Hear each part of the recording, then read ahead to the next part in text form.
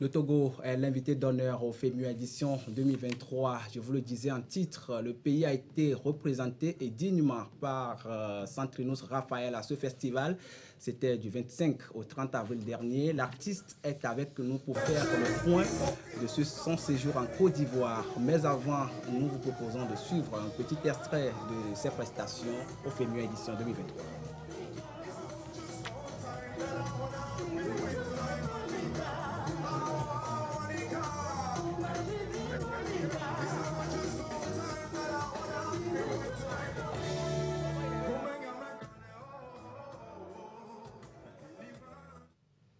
Centrinus Raphaël, bonjour. Bonjour.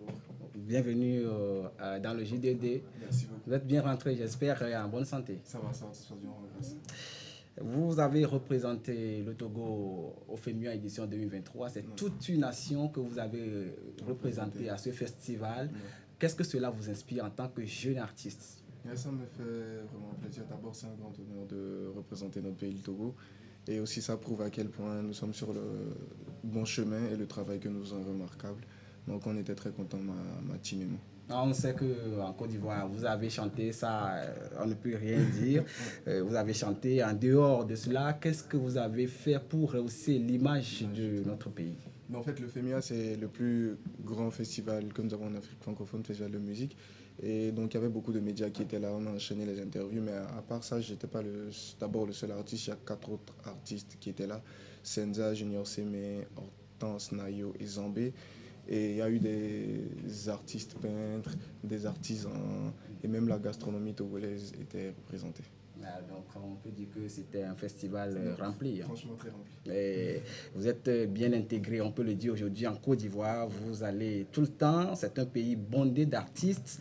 À travers le FEMUA de cette année, est-ce qu'on peut dire, on peut s'attendre à un featuring avec des artistes ivoiriens Bien dans sûr, le prochain ça se fait déjà depuis que j'ai commencé par mettre pied là-bas. J'ai 2 collaborations déjà avec les Ivoiriens, Baby Philippe et Elone. Et actuellement, je prépare mon 3e album. Donc, il y aura probablement un artiste ivoirien sur l'album. Mais entre-temps, je suis en discussion aussi avec d'autres artistes par rapport à des collaborations qui ne sont pas forcément mes projets, mais qui verront le jour si tout se passe bien très bientôt. Je le dis, vous êtes intégré. On vous voit sur tous les plateaux, dans tous les mouvements en Côte d'Ivoire. Comment est-ce que vous pouvez aujourd'hui servir de courroie de transmission entre les artistes ivoiriens et les artistes togolais? Oui, d'abord, ça passera par les collaborations parce que maintenant, ce public-là qui me connaît, il va falloir leur faire découvrir d'autres talents de chez nous qu'ils vont probablement adopter aussi parce qu'en Côte d'Ivoire, du moment où tu fais bien, ils te supportent et de là peut naître beaucoup de collaborations. Votre actualité, ce qui fait votre actualité actuellement, c'est votre clip On va pas divorcer. Vous l'avez lancé il y a 3 semaines avec des millions de vues. C'est quoi le message? On ne va pas divorcer. En fait, je me suis inspiré comment j'étais avec des couples qui s'embrouillaient. Ils venaient de faire 4 ans et la femme voulait arrêter la relation. Et je me suis dit, en vrai, c'est pas normal. Après recherche, j'ai constaté aussi que le taux de divorce ces dernières années a vraiment augmenté. Au Togo, ça va un peu. Ça va pas, mais on peut dire, parce que nous sommes à quoi, 21,8%, comparativement à Abidjan qui est à 45%. Donc, c'est triste de constater qu'aujourd'hui, les couples vont très facilement au divorce quand ça ne marche pas. Donc, ce sont pour dire d'abord à celle qui me dira oui, qu'on ne va pas divorcer. Voilà. Et puis, pour amener les couples à plus prôner pour la communication. Et la prière, c'est aussi dire de mettre les problèmes que nous rencontrons dans les mains de Dieu et que tout va bien se passer. Le mariage, c'est pour le meilleur et pour le pire.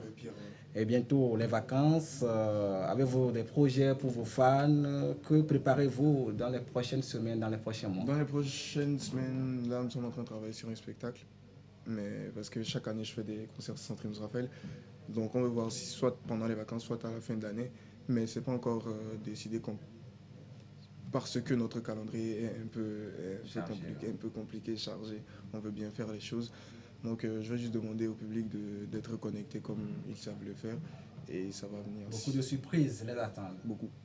Merci beaucoup, Centrinus Raphaël. Merci d'être passé dans le JDD. Merci. Si vous avez quelque chose à dire. Bonne fête de Pentecôte à tous. On est ensemble, Centrinus Raphaël. Merci beaucoup.